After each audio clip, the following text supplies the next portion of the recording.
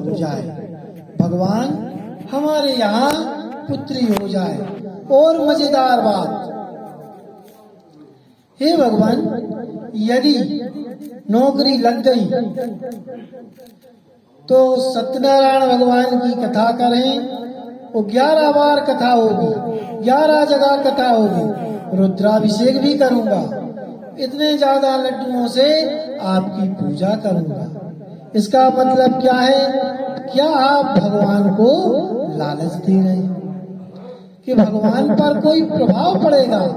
आप कथा करें या ना करें, भगवान को क्या फर्क पड़ेगा? लेकिन हम चाहते हैं अपनी बहुत छोटी छोटी कामनाएं लेकर भगवान के पास हम जाएं, सिर्फ और सिर्फ एक कामना लेकर कि हे भगवान, आपके चरणों में हमारी प्रीति हो और जीविती हमारा परम हित हो।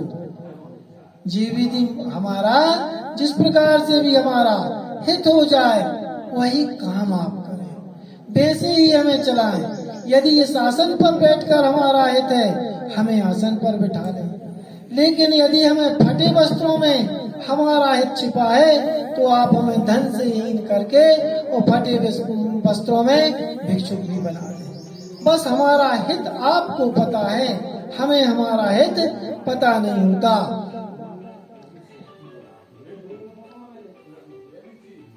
यदि हम भगवान के मन से चलें, भगवान के चरणों में प्रीति रखें, तो होगा वह जो आप चाहेंगे।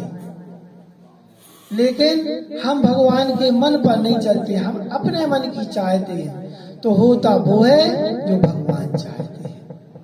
यदि तुम्हें अपने मन की चाहना पूरी करना है, तो भगवान की निष्काम भक्ति प्रारंभ कर दो। जैसे हम भगवान की निष्काम भक्ति कभी नहीं कर पाते, हम भगवान की हमेशा सकाम भक्ति ही करते हैं। हम खुद लगातार कुछ ना कुछ मांगते रहते हैं, उसमें से कुछ भगवान दे देते हैं, और जो दे देते हैं वो इतना खतरनाक होता है कि इतना सम्मान के बाद भी बस यही लगता है कि वो मन में आया था तो भगवान ने दे दिया। इसलिए बेहतर है कि अब हम भी प्रयास करें और आप लोग भी प्रयास करें कि जो ठीक हो वो करें, हम कुछ नहीं मांग रहे।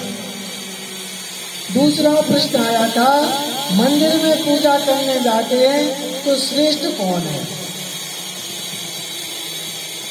तो सूची ने बड़ी सुंदर बात कही है कि निंदा कभी किसी की मत करो, लेकिन निष्ठा एक में रखो। निष्ठा एक में, निंदा किसी की नहीं। श्रेष्ठ कौन है यह तुम निर्णय नहीं करो, क्योंकि श्रेष्ठ सब हैं। किसके गुण कर्म आपको अच्छे लगते हैं? शंकर जी के भाव आपको अच्छे लगते हैं, आप शंकर जी की पूजा करें। राम जी की लीला अच्छी लगती है, आप राम जी की पूजा करें। गणेश जी का चरित्र अच्छा लगा, गणेश जी की पूजा करें। अपमान किसी का नहीं, पिता तो एक ही होता है, पिता अनेक नहीं होते। किसी से भी पूछोगे कि आपके पिता, तो निष्ठा तो पिता की ही होती है। कागज में आज रजिस्ट्री होने जाए, कोई काम करने जाए, तो नाम किसका होता है? पिता का। बच्चा आत्मज कहलाता है, आत्मा से उत्पन्न हुआ, तो नाम तो पिता का।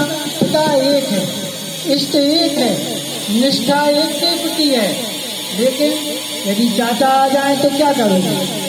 चाचा को प्रणाम नहीं करोगे क्या? चाची को नमस्कार नहीं करोगे क्या? भाभी के पैर नहीं पड़ोगे? भैया के पैर नहीं पड़ोगे? पैर तो सबका पड़ना है, सबको सम्मान करना है, पर पिता एक ही होते हैं, पिता दो नहीं होते।